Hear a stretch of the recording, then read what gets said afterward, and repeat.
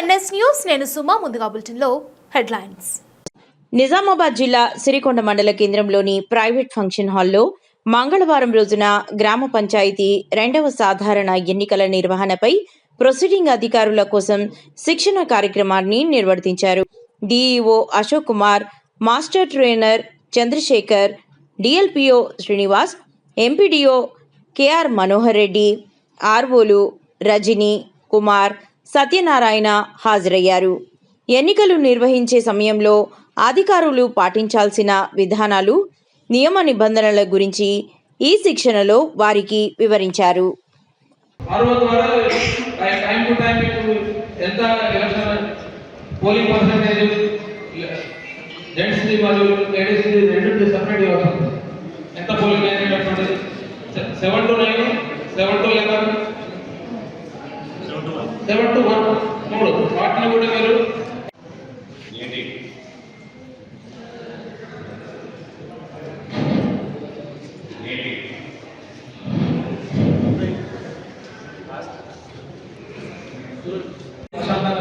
మీరు అయితే కొన్ని డౌట్స్ కలెక్టర్ సార్ అడుగుతున్నాం.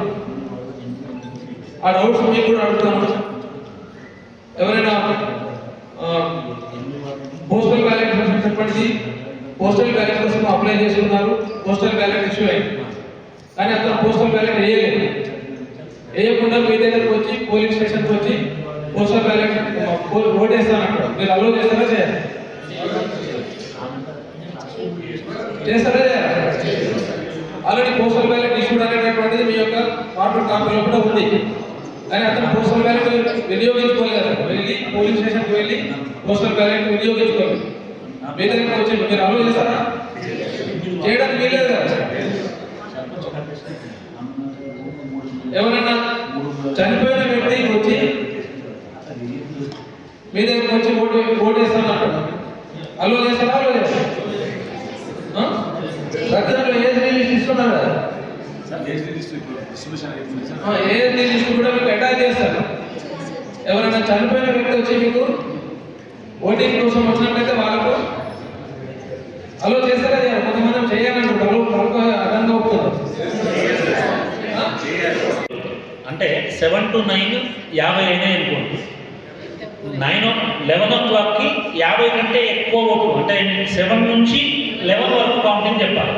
కానీ అక్కడ రాయడం 9 to 11 అని రాసినట్టు కన్ఫ్యూజన్ ఎక్కడ వస్తుంది అంటే, మీరు ఫస్ట్ టైం 7 to 9 ఎన్ని ఓట్లు జరిగినాయి అని అంటే 100 అని చెప్తారు.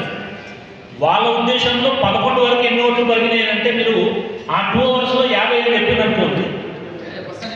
సో వాడికి ఏమైపోతుంది, 100 ఓట్లు పడ్డాయని మొదలు చెప్పిండు, 11 గంటలకు 50 ఓట్లు ఎట్లయితే అనేది వాడు కన్ఫ్యూజ్ అవుతుంది.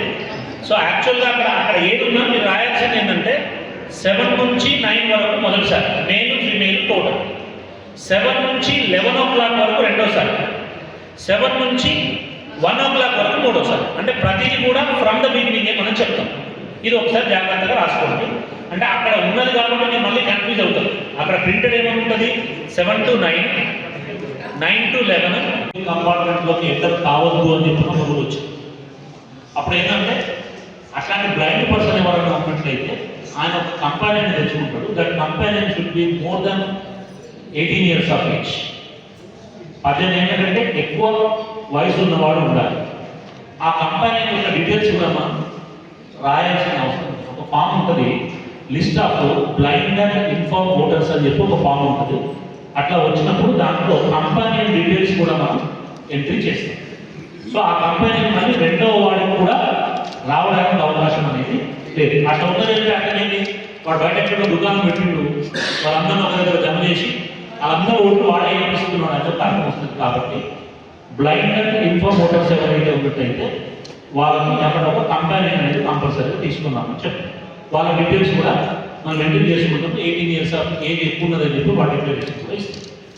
సమ్ టైమ్స్ సార్ గారికి మరియు డిఎల్పిఓ సార్ గారికి, అలాగే మన మాస్టర్ ట్రైనర్ చంద్రశేఖర్ గారికి, ఆర్ఓలకు, అలాగే రిసీవింగ్ ఆఫీసర్ అందరికీ గుడ్ ఆఫ్టర్నూన్. ఇది మనది కొద్దిగా చాలా దూరమైన మండలం. మీరు ఎర్లీ అవర్స్లో డిస్ట్రిబ్యూషన్ సెంటర్ చేరుకోవాలి. డిస్ట్రిబ్యూషన్ సెంటర్ మన ప్రతిభా స్కూల్ అని విలేజ్ బయటనే ఉంటుంది. అక్కడ మీకు అన్ని ఫెసిలిటీస్ ఉంటాయి. 5 కౌంటర్లు ఏర్పాటు చేస్తున్నాము. మనకు మొత్తం 30లో 24 గ్రామ పంచాయతీలకు ఇప్పుడు ఓటింగ్ జరుగుతుంది. 24 గ్రామ పంచాయతీలకు 5 రూట్లు 5 జోన్లే రూట్లైనాయి. 16 బస్సులు పెట్టుకున్నాము. కాబట్టి మీరందరూ ఎంత ఎర్లీగా వస్తే అంత ఎర్లీగా నేను ఇక్కడ నుంచి ఈ టైం కల్లా మీరు డిస్పాచ్ అయిపోతే, ఇది చలికాలం కాబట్టి మీకు అక్కడ చీకటి కాకుండా ముందే పేపర్ వర్క్ అంతా కంప్లీట్ చేసుకోవచ్చు. నెక్స్ట్ డే మీరు తొందరగా ఇక్కడికి వచ్చేస్తే మీకు ఏ ఇబ్బంది కాకుండా మీరు మీ గ్రామాలకి వెళ్ళచ్చు. ఇది మీరు కొద్దిగా దృష్టిలో పెట్టుకొని ఇప్పటిదాకా మాస్టర్ ట్రైనర్ గారు వచ్చినట్టు, డిఈఓ గారు వచ్చినట్టు అవన్నీ పాటించి ఎక్కడ కూడా బయట ఎవరితో మాట్లాడకుండా మీకు ఫెసిలిటీస్ అన్నీ ఉన్నాయి. ఎందుకంటే మ్యాక్సిమంగా కొత్త గ్రామ పంచాయతీలు అయిన దగ్గర కొద్దిగా ఫెసిలిటీస్ తక్కువ ఉంటాయి. అది మేమే ఒప్పుకుంటాం. రూమ్స్ కూడా కంజెస్టెడ్గానే ఉంటాయి.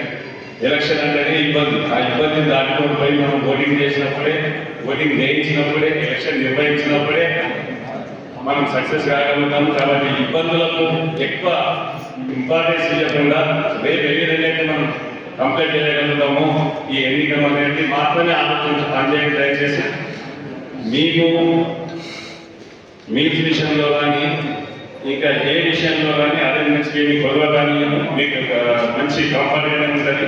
అన్ని